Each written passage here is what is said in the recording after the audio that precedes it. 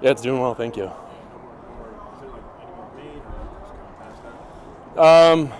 I mean, time is the best thing, so it's getting better, and we're looking better each day. Are you keeping an eye on the college football playoff stuff at all? With Oregon and Washington, you keep a close eye on that stuff?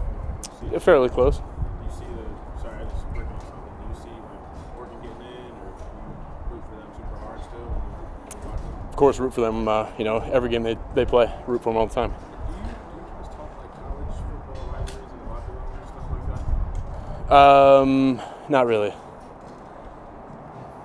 Just watching the film back from Sunday night, I guess, what were your primary takeaways of how things went offensively for you guys? Yeah, I think it starts with the turnovers, 4 turnovers, and you can't expect to win football games like that. And I don't think we created enough explosive plays, and we had our shots in the red zone, and we didn't convert on all of those. And so I think those 3 things are the most important for our offense, and that's where we fell short. I've asked you this versions of this before, so I'm going to try to ask this so it doesn't sound like I'm asking the same question again. The late in games, 2-minute offense type situations, that reflects, everybody points to the quarterback on those.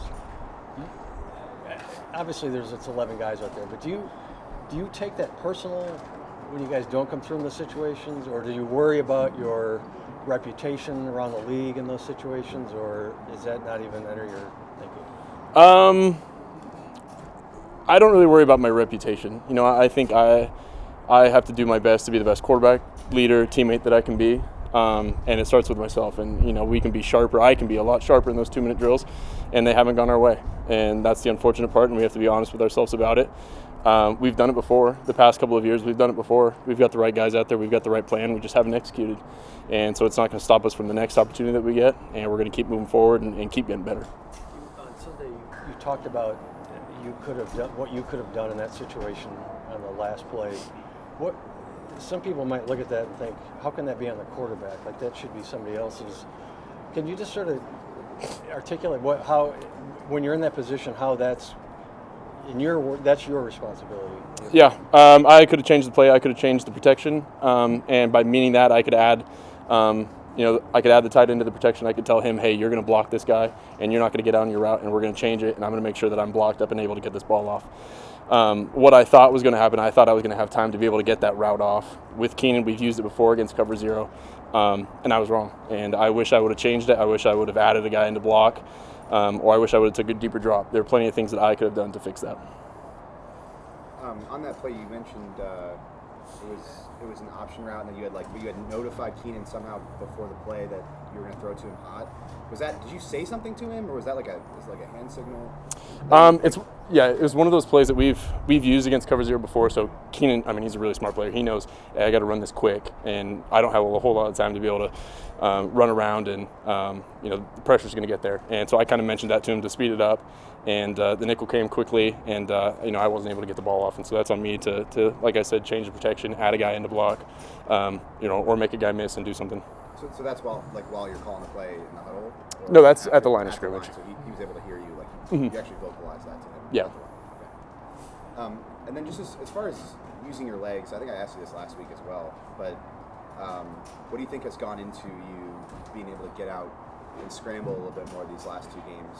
And obviously the big run against the Ravens, but just generally speaking, is it what defenses are doing? Is it how you're feeling? What do you sort of attribute it to? No, I think it's just one of those things where you go through your reads, and if the protection happens to break down, or you go through your reads and everyone's covered, you have to do something. You can't just sit back there and throw the ball away or take a sack. And so it's find a rush lane, maybe get out, get a couple yards. And I think we've done a good job of protecting up front. And if things do get covered downfield, I'm able to kind of scramble around and find something.